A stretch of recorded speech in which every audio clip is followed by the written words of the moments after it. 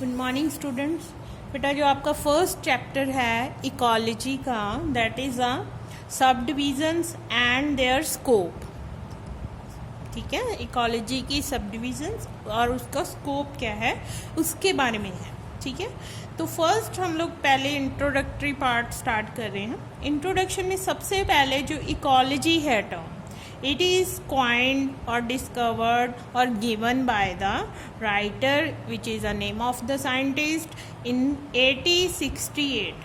ठीक है, 1868 में राइटर नाम के साइंटिस्ट ने ये टर्म दी थी। ठीक है, now what does mean by the ecology? Ecology is a study of interrelationship of organisms with one another and with their environment। इसका क्या मतलब हुआ कि जो ऑर्गेनिजम्स पड़े हैं, प्रेजेंट हैं हमारे इकोसिस्टम में, उनका आपस में क्या रिलेशन है एंड उनका अपने जो साथ में इन्वायरमेंट है, ठीक है, चीज़ें जैसे एबायोटिक चीज़ें पड़ी हुई हैं उनके साथ कैसा उनका रिलेशनशिप है, उसको बोलते हैं इकोलॉजी। ठीक है, नेक्स्ट आ जाता है, इसमें हम लोग आगे टर्म यूज़ करेंगे इन्वायरमेंट। इन्वायरमेंट क्या है? बेसिकली कोई भी ऑर्गेनिज्म, ठीक है, XYZ कोई भी ऑर्गेनिज्म, उसके बाहर का जो चीज़ें हैं, ठीक है, उस ऑर्गेनिज्म के बाहर जो कोई भी चीज़ है, ठीक है, फैक्टर्स हैं, उसको क्या कहते हैं? एनवायरनमेंट कहते हैं। अदर देन ऑर्गेनिज्म जो भी अर्थ पे प्रेजेंट है उसको एनवायरनमेंट कहते हैं। जैसे कि अभी यहाँ पे लिखा हुआ है, environment means each and everything outside the organism which influences it any way, जो उस ऑर्गेनिज्म को फ़र्क या उसको इम्पैक्ट करती है, उसको किसी भी तरह से अफेक्ट करती है, जो उसके बाहर प्रेजेंट है, ठीक है, उसको बोलते हैं इन्वायरमेंट। ठीक है, now there are 4 types of various kinds of factors are present in the environment, जिसको इन्वायरमेंटल फैक्टर्स कहते हैं हम लोग। ठीक है, तो फर्स्ट जो फैक्टर है बेटा, that is a climatic factor. Second है एडहेफिक फैक्टर। एडहेफिक फैक्टर में आ जाता है सॉइल के रिलेटेड जितने भी फैक्टर्स हैं। ठीक है, third one is a topographic factors which include altitude and slope. Fourth one is a biotic factors.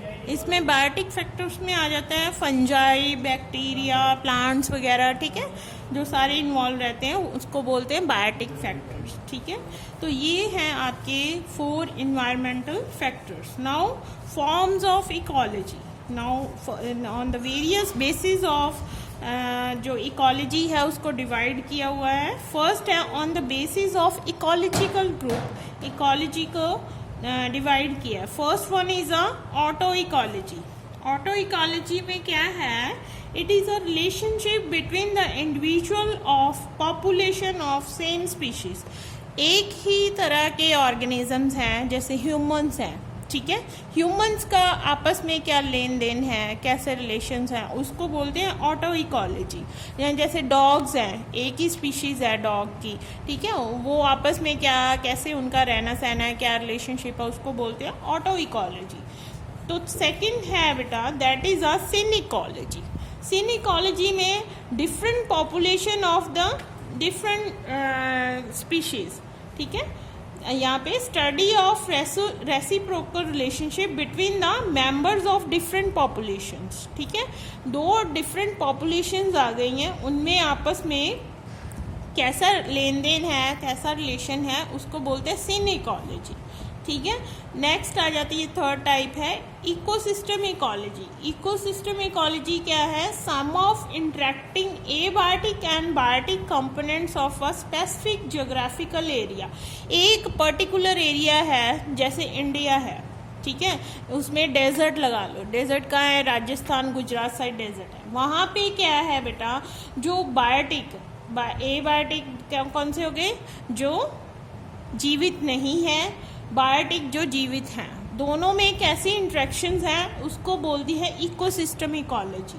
ठीक है, नाउ सेकंड जो उसको डिफाइन किया हुआ है, क्लासीफाई किया है इकोलॉजी को on the basis of habitat of organisms.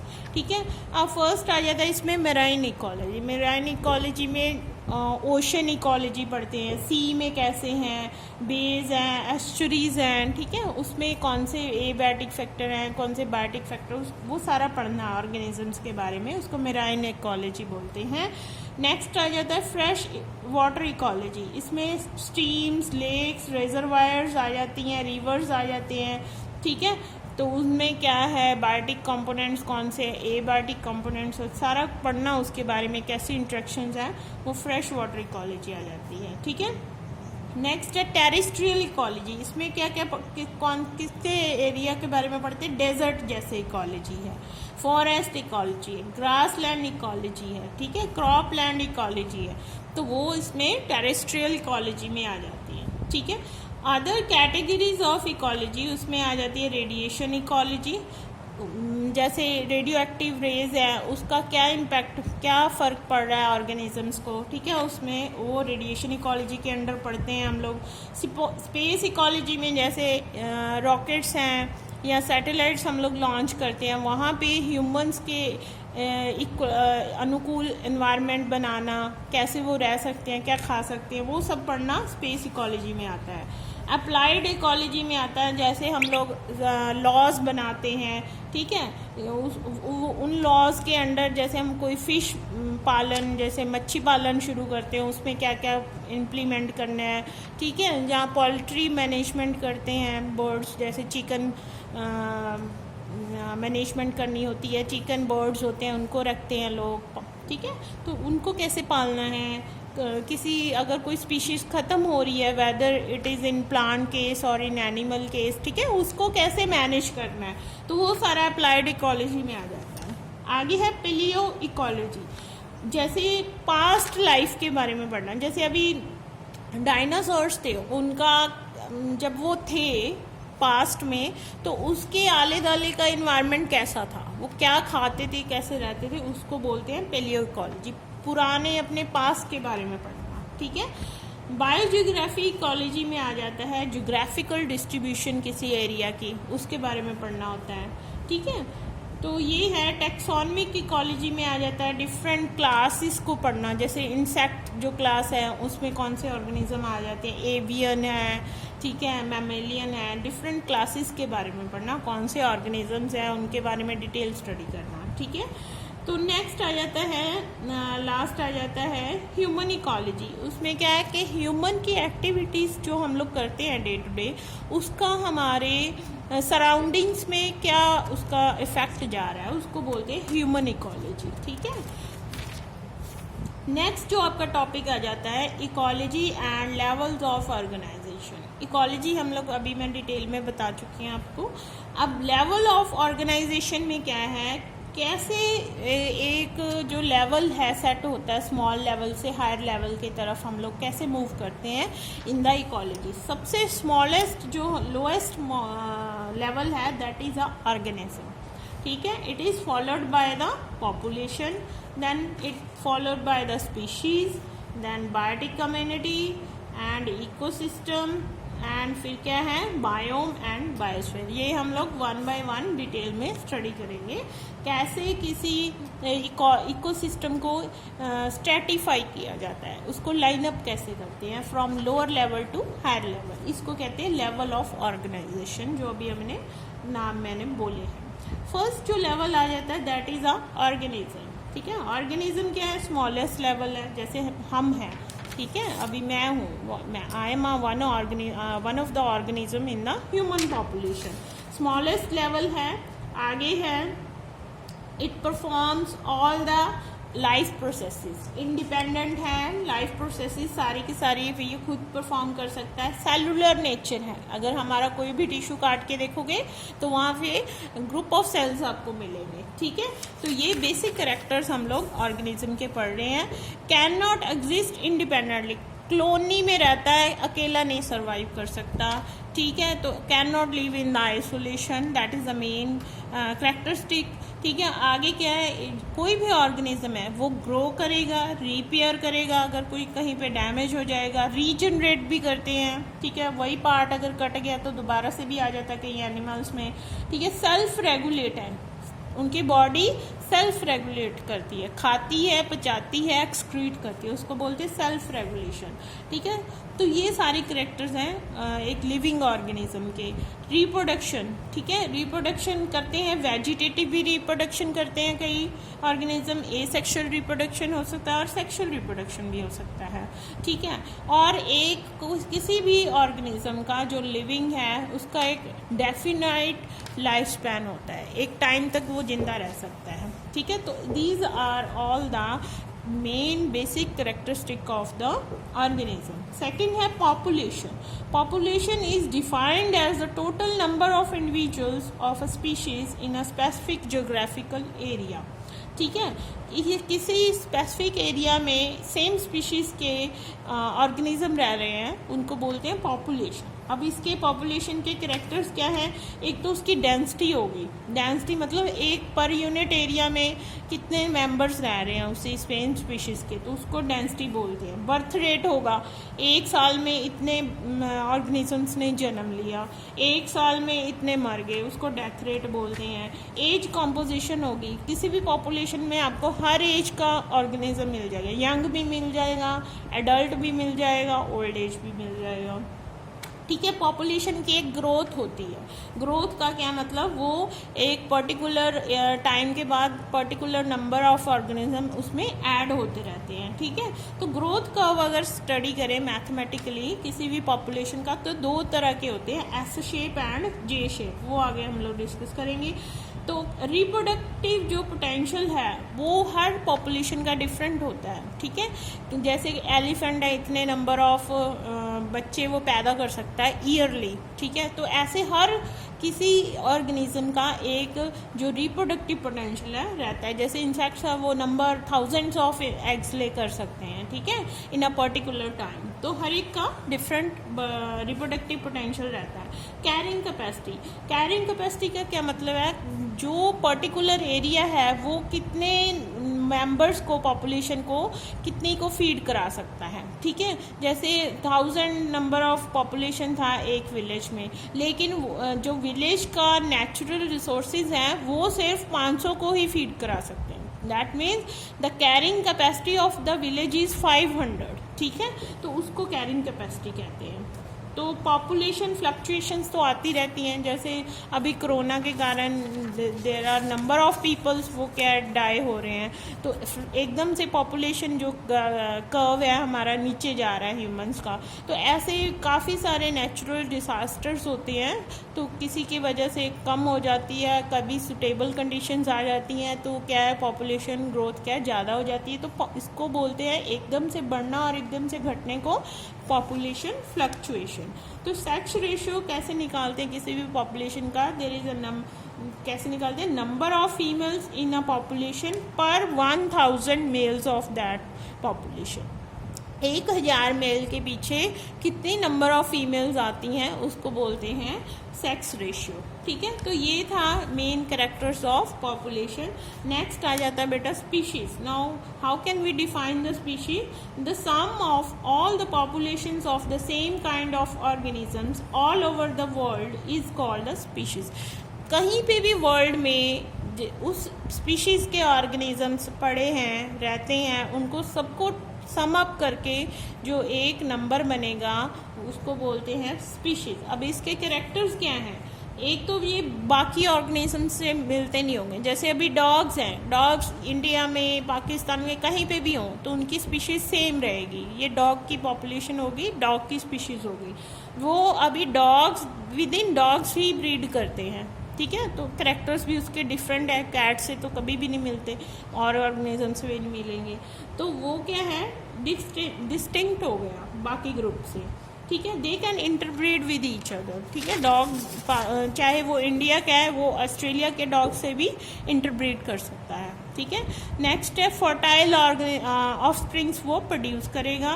Reproductive isolated रहेगा from the other organisms of the different species. Cat के साथ वो मेटिंग नहीं कर सकता। ठीक है, तो उसको बोलते हैं रिप्रोडक्टिवली आइसोलेटेड। और क्या है, सेम एंसेस्टर्स रहते हैं उसके, जैसे कि वो जो उसके पूर्वज थे वो बिल्कुल वैसे ही होंगे, समवट चेंज होंगे जो आगे अभी प्रेजेंट जनरेशन हैं। तो चाहे वो इंडिया का डॉग है, चाहे वो पाकिस्तान का डॉग है, चाहे वो चाइना का डॉग है, तो उनके जो मेन एंसेस्टर्स थे जहाँ से वो आई है लाइनेज, वो बेटा सेम ही होंगे। ठीक है, तो नेक्स्ट आ जाता है अभी हमारा स्ट्रेटिफिकेशन में लेवल है, जो level of organization, that is a biotic community. अगर इसको डिफाइन करें तो कैसे, all the population of different species that function as an integrated unit through the coevolve metabolic transformation in a specific area. अभी इसका क्या मतलब है, जितनी भी वर्ल्ड में पॉपुलेशंस हैं, ठीक है, ऑफ डिफरेंट स्पीशीज़, अलग अलग स्पीशीज़ की पॉपुलेशंस हैं, उनको इकट्ठा कर दो, वो एक साथ में, ठीक है, बड़ी पली बड़ी, मतलब जैसे जैसे इन्वायरमेंट चेंज हुआ वो एक साथ में चेंज हुई, तो उसको क्या बोलते हैं हम लोग, बायोटिक कम्युनिटी। अभी जैसे एनिमल कम्युनिटी भी रह रही है हमारे एरिया में, यहाँ पे प्लांट कम्युनिटी भी है, यहाँ पे माइक्रोबियल कम्युनिटी भी है। ठीक है, मान लो यहाँ पे कोई न्यूक्लियर एक्सप्लोजन हुआ, ठीक है, तो उस न्यूक्लियर एक्सप्लोजन का तीनों कम्युनिटीज़ पे असर होएगा। ठीक है, तीनों को अफेक्ट करेगी वो। उस कंडीशंस में एनिमल्स, प्लांट्स एंड माइक्रोफोना, ठीक है, तीनों कैसे अपने आप को चेंज लेके आते हैं, कैसे इवॉल्व होते हैं, उसको बोलते हैं बायोटिक कम्युनिटी। अपने आप वो साथ में पले बढ़े with the change of the environmental conditions. ठीक है, इसको बोलते हैं बायोटिक कम्युनिटी। अभी इसके कैरेक्टर्स क्या हैं, एक तो इसमें स्पीशीज डाइवर्सिटी होगी, ऑब्वियस है, तो क्योंकि there are number of different kind of species are present, ठीक है, in a particular geographical area. Animals भी हैं, प्लांट्स भी हैं, बैक्टीरिया भी है, फंजाई, तो बहुत सारा कुछ है, उसको डाइवर्सिटी बोलते हैं। ऑब्वियस है, डाइवर्सिटी है तो बायोटिक सक्सेशन भी होगा, उसमें कोई जो स्पीशीज़ है वो डोमिनेंट करेगी, ठीक है, कोई थोड़ा कम होएगी, तो फूड चेन बनेगी, कोई किसी को खा रहा है, कोई उसको कोई और खा रहा है, फूड वेब बनेगी। तो all these are characters of the biotic community. ठीक है, नेक्स्ट आ जाता है हमारा जो लेवल ऑफ ऑर्गेनाइजेशन है, that is a ecosystem. Now what is a ecosystem, the sum of the biotic components of a particular geographic area. ठीक है, तो बायोटिक जो कम्युनिटीज़ हैं उनको सबको मिला दो, ठीक है, जैसे डेजर्ट की अलग से होएगी, ठीक है, माउंटेन्स की अलग से होएगी, तो सबको मिला के जो बन रहा है वो हमारे पास इकोसिस्टम बन रहा है। जैसे अभी पॉन्ड इकोसिस्टम है, डेजर्ट इकोसिस्टम है, ठीक है, तो there are various kinds of ecosystems are present. ठीक है, तो ये इकोसिस्टम के अभी क्या कैरेक्टर्स हैं, ठीक है, अभी इकोसिस्टम के कैरेक्टर्स फर्स्ट है फंक्शनल इकोलॉजिकल यूनिट। इसका क्या मतलब है, ये अपने आप में फुलफिल यूनिट है, इसको किसी और अपने आप को ड्राइव करने के लिए किसी और बाहर से मदद की ज़रूरत नहीं है। फंक्शनल इकोलॉजिकल यूनिट, फंक्शनल मतलब खुद ही सब कुछ है इसमें, ठीक है, फूड भी है और जो लाइफ सर्वाइविंग चीज़ें हैं वो भी सब इसमें प्रेजेंट है। जैसे अभी पॉन्ड है, पॉन्ड में जो माइक्रो ऑर्गेनिजम्स हैं उनको किसी की ज़रूरत नहीं पड़ती उनको ज़िंदा रखने के लिए। ठीक है, तो सेल्फ सफिशिएंट यूनिट को बोलते हैं फंक्शनल इकोलॉजिकल यूनिट। ठीक है, अभी ये परमानेंट भी हो सकती है, टेम्परेरी भी। अभी पॉन्ड का क्या रहता है, अगर बारिश हो रही है, जो नेचुरल पॉन्ड्स हैं, ठीक है, तो है, अगर धूप आ गई, गर्मी आ गई तो वो सूख जाता है, वो टेम्परेरी हो जाते हैं। ठीक है, तो इट डिपेंड्स दोनों के परमानेंट है कि या टेम्परेरी है। अभी नेचुरल भी हो सकता है, मैन मेड भी हो सकता है। ठीक है, तो इसमें क्या है, मेन जो चीज़ है इसमें साइक्लिक एक्सचेंज ऑफ मटेरियल है। साइक्लिक, अभी जैसे आपने पढ़ा होगा, कार्बन साइकिल है, नाइट्रोजन साइकिल है, फास्फोरस साइकिल। उसमें क्या है, एक चीज़ जैसे अभी डाई हो गया कोई ऑर्गेनिज्म, ठीक है, वो मर गया, उसका जो सारा मटेरियल है वो सॉइल में चला जाएगा, सॉइल से सॉइल ऑर्गेनिजम्स में चला जाएगा। तो ऐसे क्या है, एक से दूसरी तरफ जो एनर्जी है या मैटर है मूव करता रहता है from one organism to another. इसको बोलते हैं साइक्लिक एक्सचेंज ऑफ मटेरियल। तो इसमें क्या है, फूड चेन भी बनती हैं पॉन्ड में। अभी डेजर्ट में देखो फूड वेब भी होती है। अभी मैंने आपको बताया, जब लोअर एनिमल को हायर एनिमल खा रहा है तो फूड चेन बन जाती है। ठीक है, फूड वेब बनती है। वेब का क्या मतलब, एक जाला सा बन जाता है, कनेक्शंस बन जाते हैं, किसी को कोई खा रहा है, कोई किसी को खा रहा है। ठीक है, एक वन वे फ्लो नहीं होता। तो इसमें ये जो है ये all are characters of ecosystem. Now comes to the biome. अब एक सारे इकोसिस्टम हैं जितने भी धरती पे, उनको इकट्ठा कर दो, प्लस कर दो तो बायोम बन जाता है, ठीक है। बायो सिस्टम भी कह देते हैं इसको। अब इसके कैरेक्टर्स क्या हैं? इसके मेनली कैरेक्टर्स हैं जो बायोम्स होते हैं are distributed over the surface of the earth in a broad way. Broad belt में क्या आ जाता है, जैसे इक्वेटर से लेके आपका नॉर्थ और साउथ पोल ऑफ अर्थ, तो उसमें पूरी की पूरी ऑलमोस्ट धरती कवर हो जाती है बायोम केस में, ठीक है। तो इट इज़ अ मेन, जितने भी उसमें क्या है, डिफरेंट काइंड्स ऑफ डेजर्ट्स आ गए, है ना, ठंडा एरिया आ गया, जैसे पोलर रीजन भी आ जाएंगे। पोलर रीजन एक डिफरेंट बायोम हो गया, डेजर्ट रीजन एक डिफरेंट बायोम हो गया।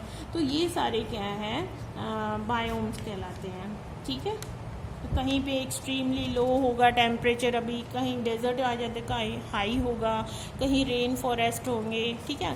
अभी बायोम में क्या है, जो डेजर्ट के एनिमल्स होंगे, प्लांट्स होंगे, दे आर वेरी डिफरेंट और totally different from the polar regions of flora and fauna, ठीक है। तो वहाँ से वो बिल्कुल डिफरेंट हो जाएंगे, तो उसको बोलते हैं biome. The last one is a biosphere.